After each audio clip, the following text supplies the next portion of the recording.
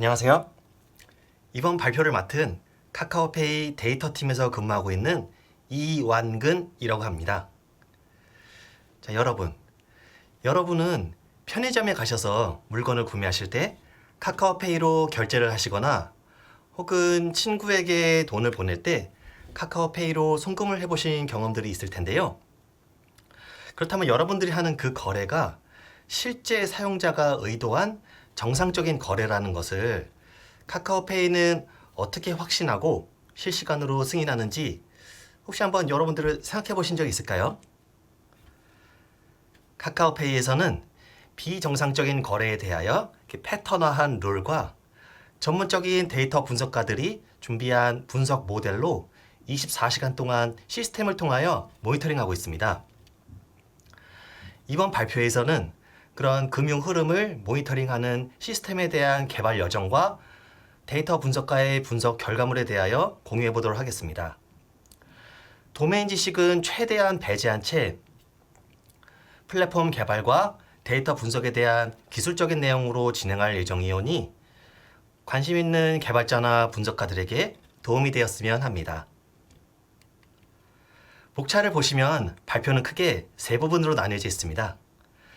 먼저 앞으로 소개할 시스템에 대한 이해를 돕기 위하여 핀테크 비즈니스에서 일어날 수 있는 이상거래 사례와 그런 이상거래를 잡는 FDS라는 시스템에 대하여 간략하게 소개를 하고, 그 다음으로 저희만의 이상거래 파악 한계와 그것을 극복하기 위한 RMS라는 시스템을 개발하게 된 여정과 그 결과물에 대하여 살펴보고, 마지막으로 또 다른 발표자이자 데이터 분석가인 이재광 님께서 금융사기를 파악하기 위한 데이터 분석 노하우와 결과물에 대하여 소개하도록 하겠습니다. 그럼 먼저 이상거래와 FDS에 대하여 살펴보도록 하겠습니다. 이상거래가 이루어지기 전에 피싱범들은 보이스피싱 같은 사기 수법으로 사용자에게 사기를 칩니다. 그렇게 사기를 당한 사용자들은 피싱범에게 송금을 하거나 피싱범들이 원하는 물건을 구매하게 되는데, 핀테크 서비스의 입장에서는 그런 거래가 정상적인 사용자라면 하지 않았을 이상거래라고 볼 수가 있습니다. 이런 이상거래를 모니터링하기 위해 은행이나 카드사와 같은 금융회사들은 FDS라고 부르는 이상거래 탐지 시스템을 도입하여 운영해오고 있었습니다. 카카오페이 역시 FDS를 직접 개발 및 운영해옴으로써 기술적으로, 데이터적으로 다양한 시도를 하고 있습니다. FDS의 기본적인 구조는 송금이나 결제 등 개별 서비스에서 실시간으로 쏟아져 들어오는 그 거래가 실제 정상적인 거래인지 확인하기 위해 FDS에게 HTTP RESTful API 호출을 통하여 확인을 합니다. 그러면 FDS에서는 아주 짧은 시간 내에 이상 여부를 판단하여 응답하도록 되어 있습니다. 이때 FDS는 거래 데이터뿐만 아니라 다양한 행동 데이터들도 시간 단위 혹은 일 단위로 ETL하여 다각도로 사용자의 특성을 파악하는 데 활용하고 있었습니다. 하지만 행동 데이터의 경우 배치잡, 대용량 데이터 활용 등에 있어서 빠르게 변화하고 진화하는 이상거래 패턴을 좀 더 적극적으로 실시간 대응하는 데 한계를 경험하고 있었습니다. 여기선 행태 정보만 예시로 들었습니다만 카카오페이의 모든 데이터를 실시간으로 모니터링해야 된다는 니즈가 점점 커지고 있었습니다.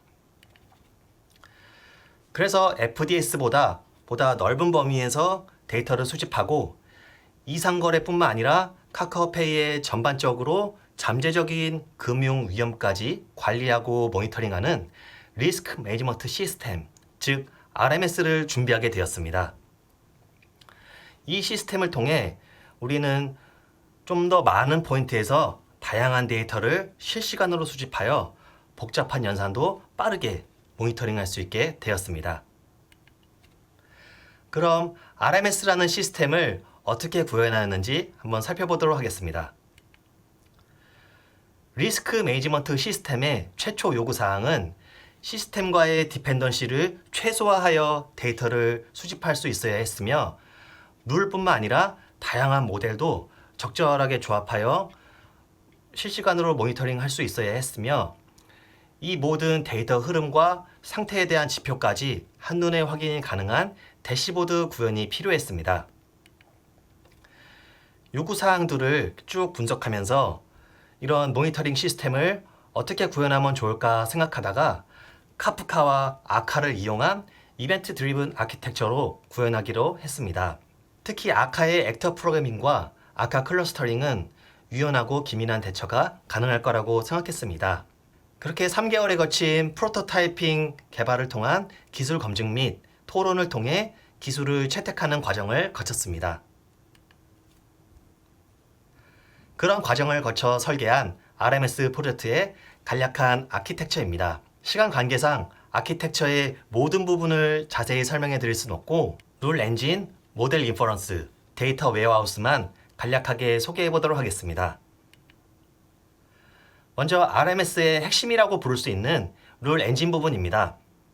엔진은 룰 엔진이라는 마스터 노드와 룰 팜이라는 클러스터 노드로 구성되어 있는데 룰 엔진의 동작 과정을 살펴보면서 어떤 기술로 구현이 되어 있는지 살펴보도록 하겠습니다.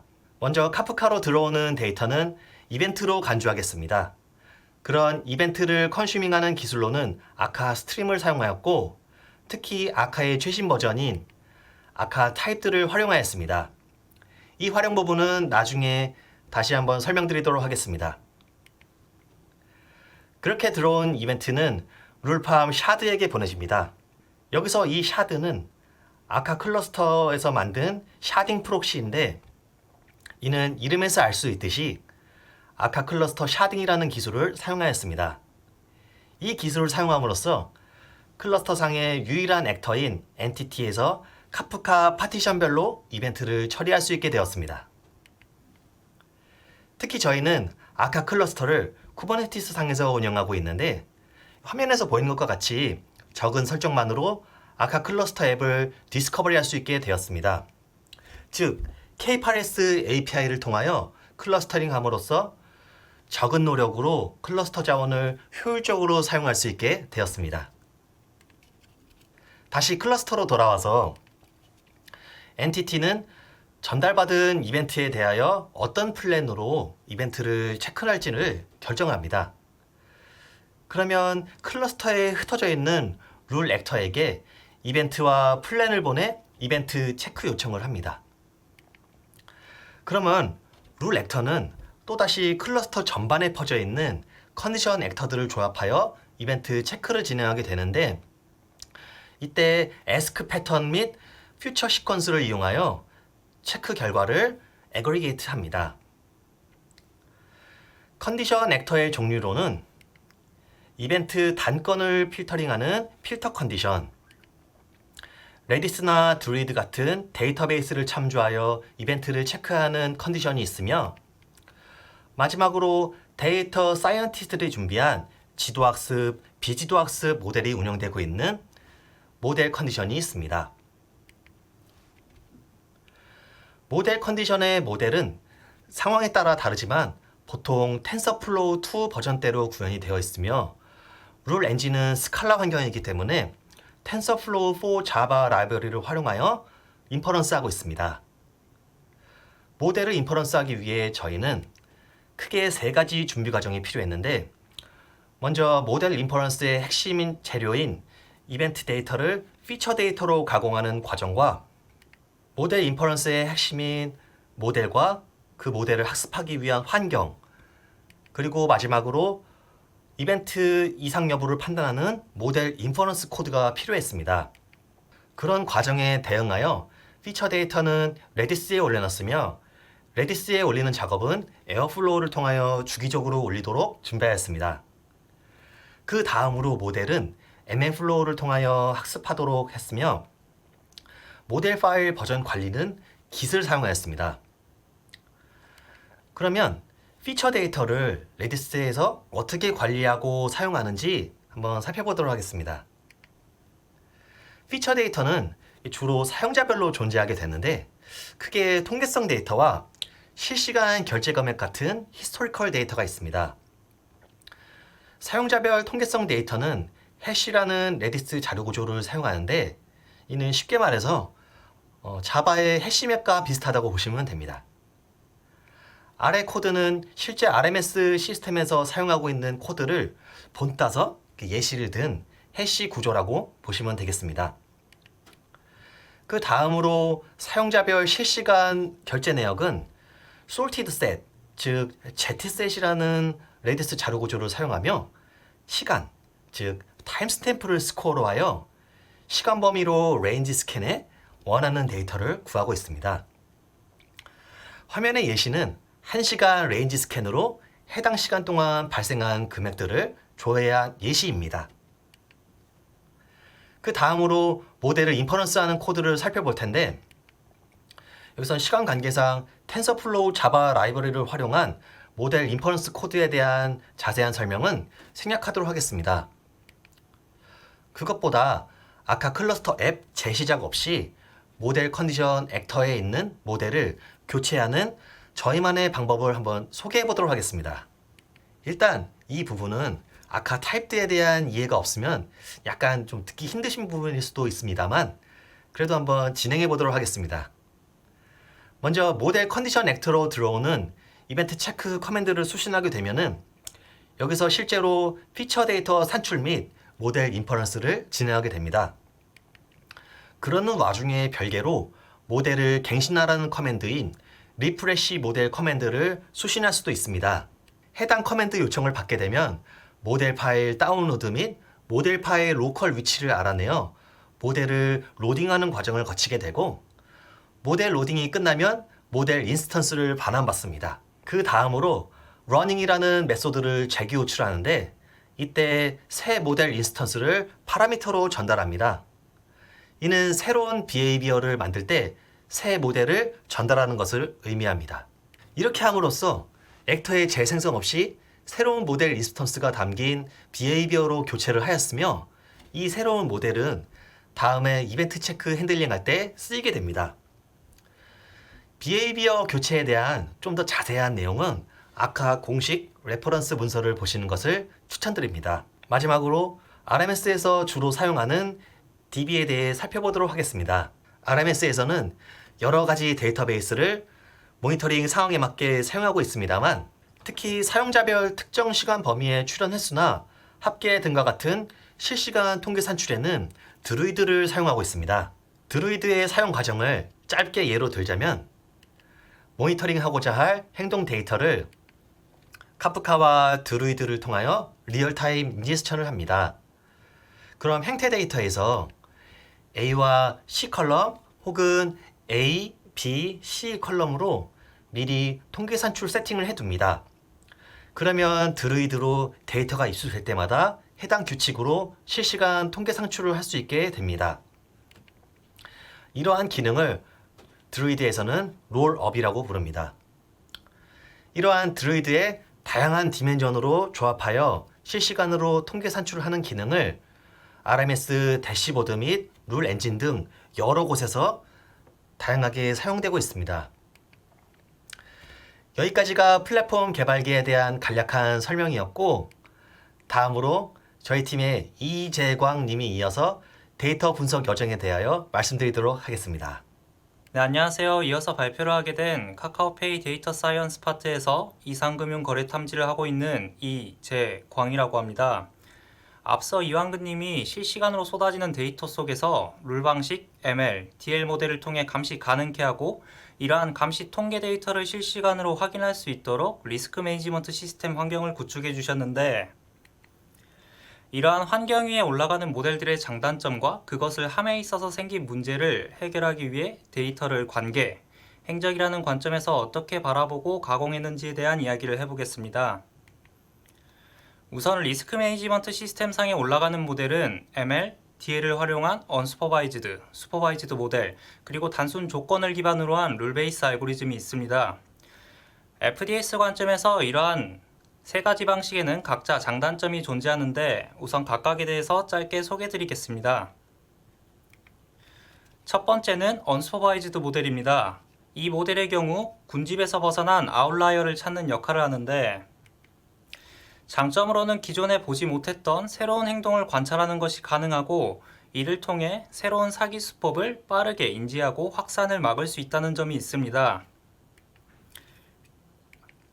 하지만 단점으로는 명확한 평가 기준이 없다라는 점과 아웃라이어가 되었다라는 것은 보통 사기를 당할 것 같습니다가 아닌 사기를 당했습니다라는 이야기로 끝이 나고, 따라서 무언가를 잡는다라는 목적에서는 그 위력이 약하다라는 특성을 갖습니다. 두 번째는 슈퍼바이즈드 모델입니다. 슈퍼바이즈드의 경우 라벨링된 데이터를 활용해서 모델을 만들게 되는데요. 장점으로는 사람이 목표값에 직접 개입함으로 비교적 높은 정확도를 가지나 라벨된 데이터를 모으는 것이 쉽지 않다는 점, 변화하는 사기 방법에 따른 유연한 대응을 하지 못한다라는 단점을 갖고 있습니다. 마지막으로는 세 번째, 룰 베이스드 알고리즘입니다. 특정 조건을 기반으로 만든 것으로, 예를 들어보면 나이가 30이 넘는다, 그렇지 않다, 이런 식들의 조건들을 여러 개 걸어서 잡는 방식입니다. 단순 조건을 교체하는 것이기 때문에 빠른 대응이 가능하다는 점, 그리고 결과에 대한 명확한 이해가 된다는 장점이 있으나, 구체화된 조건을 사용함으로 인해서 유연성이 떨어진다는 점, 그리고 사람의 인력이 많이 들어간다는 단점이 존재합니다.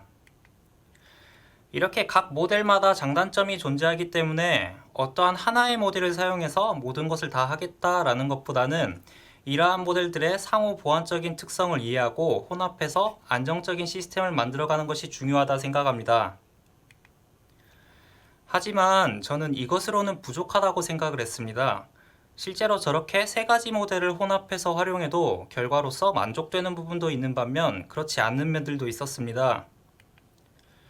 그렇다면 우리가 이러한 모델들을 구성하면서 놓치는 부분이 어떤 것들이 있을까 하는 고민을 하였고, 그러다가 문득 어떤 유저의 그 순간적인 행동만 보고 판단하고 있었던 것은 아닐까라는 생각이 들었고, 그 유저의 과거 행적 그리고 주변 관계, 이 두 가지에 대해서 추가적으로 파악해서 동시에 고려해줘야겠다는 생각을 했습니다. 그래서 저는 관계, 행적, 이 두 가지에 대해서 어떤 식으로 접근을 했는지에 대한 이야기를 해보겠습니다. 우선 첫 번째, 관계입니다. 이제 본인이 어떤 사람인지를 알기 위해서는 친구 10명을 평균을 내면 된다라는 이야기가 있고, 또 유유상종, 초록동색이라는 말이 있듯이 비슷한 성향을 갖는 인원들끼리는 끼리끼리 모이게 됩니다. 이러한 관계를 통해서 단일 유저, 계좌, 상점으로는 볼 수 없었던 것들을 파악 가능할 것이라고 생각을 했고, 이것을 만들기 위해 이제 그래프 네트워크를 활용을 하였는데, 그래서 다양한 작업들을 진행을 했는데, 이번 발표에서는 유저, 계좌 관계를 이용한 계좌 네트워크에 대해서 이야기해 보겠습니다. 이러한 계좌 관련 네트워크를 만들게 된 이유는 앞서 말한 것처럼 관계 형성을 통한 추가적인 피처를 얻고자 함도 있었지만, 이제 페이 환경 내에서는 페이머니라는 것을 통해 돈이 흘러다니게 되는데, 하지만 실제 재화의 흐름은 대부분 계좌를 통해 발생하게 됩니다. 즉, 계좌는 돈이 들어가고 나가는 출입구의 역할을 하게 되고, 이러한 계좌를 파악한다면 페이 내 금융을 안정화시킬 수 있겠다라는 생각을 했습니다. 실제로 보이스피싱이나 명의도용 같은 사기 사례의 경우 유저가 돈을 보내는 목적지가 어떤 계좌인지에 따라 사기인지 아닌지를 판단하는 중요한 실마리로 작용합니다. 이러한 계좌 네트워크를 통해 수상한 계좌를 기점으로 블랙리스트를 파악, 추적하는 과정을 소개하고, 이러한 피처를 획득하는 과정이 어떻게 흘러가는지에 대한 플로우를 설명하겠습니다. 이제 카카오페이는 계좌와 계좌 간의 거래가 존재하지 않습니다. 하지만 저는 계좌들 간의 관계를 파악하려 했고, 이를 달성시키기 위해 계좌와 유저 사이에 거래를 단서로 이러한 계좌 간의 연결을 만들었습니다. 이제 화면에 보이는 그림으로 설명을 드리면, 스레숄드는 설정하기 나름인데 어떤 계좌와 계좌 사이에 공통으로 송금을 보낸 인원이 n명 이상인 경우 연결을 하였고, 이렇게 연결을 해서 만든 결과물은 다음과 같습니다. 이제 보시는 것처럼 계좌들끼리 군집을 이루는 것을 확인을 할 수가 있는데요.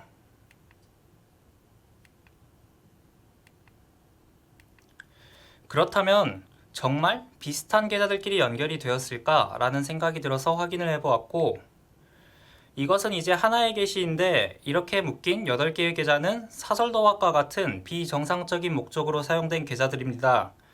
이러한 예시 말고도 다른 군집들 속에서도 성질이 비슷한 계좌들끼리 묶여 있는 것을 확인했고, 이를 통해 계좌 네트워크에 대해서 신뢰성을 보장받고 수사한 계좌를 기점으로 블랙리스트를 파악하는 작업을 진행할 수 있었습니다. 근데 이렇게 파악을 하는 도중에 사설 도박 계좌 등 이상 행위를 목적으로 한 계좌의 경우 주기적으로 생성되고 소멸되고 하는 것을 이제 관찰을 할 수가 있었는데요. 이러한 생성 소멸 주기를 이해해서 블랙리스트를 확고히 하고 추적할 수는 없을까라는 생각을 하였고, 그러다 문득 계좌가 사라지면 그 계좌를 이용했던 사람들도 같이 사라졌을까? 라는 의문이 들었습니다. 저는 그 사람들은 이제 사라진 게 아니라 분명 새로운 이상 목적 계좌의 터전을 다시 잡을 것이다 라는 생각을 하였고, 이러한 어카운트 이미그레이션, 즉 계좌 이민에 대해서 생각하게 되었습니다. 보시는 것과 같이 어카운트 클렌징 프로세스에 대해서 정의를 한 것인데, 좌측에 클렌징을 당하는 계좌는 급격히 하락하여 소멸을 하고 그 계좌를 이용하던 많은 사람들이 옮겨간 새로 생성된 우측의 계좌의 경우 이용자 수가 급격히 상승하며 생성되는 것을 확인할 수 있습니다. 저는 이를 통해서 급격히 소멸하는 계좌는 급격히 상승하는 계좌일 것이다 라는 가설을 세웠고, 이러한 가설을 바탕으로 화면의 표와 같이 소멸하는 계좌의 유저 하강률은 얼마인지, 몇 명의 사람이 이동을 했는지, 생성되는 계좌의 유저 상승률은 얼마인지를 하나의 로우로 표기를 하여 비정상적 목적 계좌 추적 및 생성 초기 단계를 파악하기 위한 데이터를 1단위로 적재하였습니다. 이로써 관계를 이용한 계좌 네트워크를 통해 블랙리스트를 파악하고 최종적으로 추적까지 할 수 있었습니다. 관계의 마지막 장으로는 이러한 관계에 대한 플로우에 대해서 간단히 정리를 해봤습니다. 거래 데이터를 기반으로 거래 네트워크를 만들고, 앞서 이야기를 했던 것처럼 이것을 통해서 블랙리스트를 파악 및 추적을 하고, 또 그래프 네트워크 노드가 갖는 성질인 코어 넘버, 트라이앵글, 디그리, 그리고 네트워크 임베딩을 통해서 만든 피처를 활용해서 관계와 관련된 추가적인 데이터를 확보하고 관계 위험도 산출 및 모델에 활용하는 방식으로 사용하고 있습니다. 이렇게 관계에 대한 이야기를 마무리를 했고, 그 다음에 드릴 이야기는 두 번째, 행적에 대한 이야기입니다. 앞서 말씀드린 것처럼 어떠한 사람을 이해하기 위해서는 그 사람이 과거에 어떠한 행동을 하였는지 파악하는 것이 중요하고, 또한 대부분의 사기의 경우 기존의 행동과 다른 행동을 보인다 라는 공통성을 띠고 있기 때문에 기존의 행동을 정형화하고 그것을 바탕으로 추정을 해야 합니다. 이렇게 과거의 행동, 행적에 대해서 파악하기 위해 어떻게 접근을 할 것인가에 대한 고민을 하였고, 그러다가 이제 테저렉트라는 것을 떠올렸는데요. 뒤에 화면이 테저렉트인데 아시는 분들도 아마 많이 계실 테지만 설명을 드리자면, 테저렉트란 4차원 입방체를 말하고, 영화 인터스텔라에서 주인공이 블랙홀로 빨려 들어간 후 모든 시간의 흐름을 한눈으로 관찰할 수 있는 공간인 테저렉트로 들어가게 됩니다. 이러한 테저렉트처럼 과거의 행적을 한눈으로 파악할 수 있는 무언가가 있다면 시간의 흐름에 따른 변화를 관찰하기 쉬워지며, 이는 기존의 행동과 다른 행동을 보인다 라는 관점에서 도움을 줄 것이라 생각했습니다. 그래서 이것을 구현하기 위해 이제 4차원을 3차원으로 낮추고 그중 2개의 차원을 현실 공간으로, 1개의 차원을 시간의 축으로 활용하자라는 생각을 했고, 그래서 여기에 가장 적합하다고 생각한 구조가 헬릭스 구조입니다. 이러한 헬릭스 구조는 좌측의 나선 계단과 같은 구조이고, 헬릭스 구조의 대표적인 예시로는 DNA가 있는데, DNA처럼 헬릭스 구조가 과거 정보를 함축적으로 담을 수 있겠다라는 생각을 했습니다. 그렇다면 이러한 헬릭스 구조에 대해서 어떤 식의 관점으로 접근을 했는지에 대한 이야기를 해보겠습니다. 우선 한번 나선 계단을 한번 상상해 보시면, 나선 계단의 한 바퀴는 24시간을 상징하고 나선 계단의 총수는 그날이 어떤 날인지를 알려주게 됩니다. 유저는 이러한 나선 계단을 올라가게 되면서 시간을 걷게 되고, 거래가 발생할 때마다 계단 위에 헨젤과 그레텔처럼 흔적을 남깁니다. 이렇게 최종적으로 나선 계단과 그 흔적들을 살펴보게 되면 그 유저의 과거 행적에 대한 정보를 얻을 수 있게 됩니다. 이제 우측에 보이는 그림을 보면 한 유저의 지난 3년간의 흔적을 헬릭스 구조를 통해 이제 시각화를 한 것인데, 지면과 멀어질수록 과거에 발생한 일이고 거래 타입별로 색상을 다르게 주어 표시를 하였습니다. 이를 통해 이 유저는 최근에 결제가 활성화가 되었구나, 주로 점심시간에 페이머니로 송금을 보내네, 계좌 송금은 출근 전, 퇴근 후가 활성화가 되는구나를 간단히 알 수 있었습니다. 이렇게 해서 유저 과거 행적 시각화를 통해 모니터링 하시는 분들이 빠르게 유저에 대한 이해를 하고, 또 시각화뿐만 아니라 구조를 통해 피처를 뽑아서 이제 활용하고 있는데, 대표적으로는 첫 번째, 유저의 주요 거래 시간이 있습니다. 나선 계단의 맨 위에서 아래를 바라보는 것과 같이 XY 평면에 이 구조를 프로젝션 시킨 후 밀도 기반 클러스터링 방법인 DB 스캔을 적용하게 되면 해당 유저의 주요 거래 시간을 추정할 수 있습니다. 두 번째로는 거래 속도와 연속 거래 횟수 추정이 있습니다. 흔적과 흔적 사이의 라디안 차이를 계산을 하면 이 유저의 거래 속도를 파악하는 것이 가능하고, 또 첫 번째와 마찬가지로 3차원에서 밀도 기반 클러스터링 방법을 적용하게 되면 연속 거래 횟수 빈도와 최대 연속 거래 횟수 등을 파악하는 것이 가능합니다. 이러한 피처를 바탕으로 이 유저가 이 시간에 이러한 거래 방법으로 거래를 한다는 것에 대한 이상 점수를 추정하고 있습니다. 이제 행적의 마지막 장에서는 관계와 마찬가지로 간략한 플로우에 대해서 이야기를 해볼 텐데요. 거래 데이터에서 금액, 시간에 대한 데이터를 뽑아 ID, 어마운트, 데이, 라디안 형태로 변경을 한 후 파이스파크를 활용해 각 유저마다 헬릭스 구조를 만들고, 이를 통해 거래 속도, 단기간 연속 거래 횟수, 주요 거래 시간 등의 주요 피처들을 추출해 모델 등에 활용하고, 추가적으로 필요한 경우 시각화를 하여 유저에 대한 이해를 도와주는 자료로 활용하고 있습니다.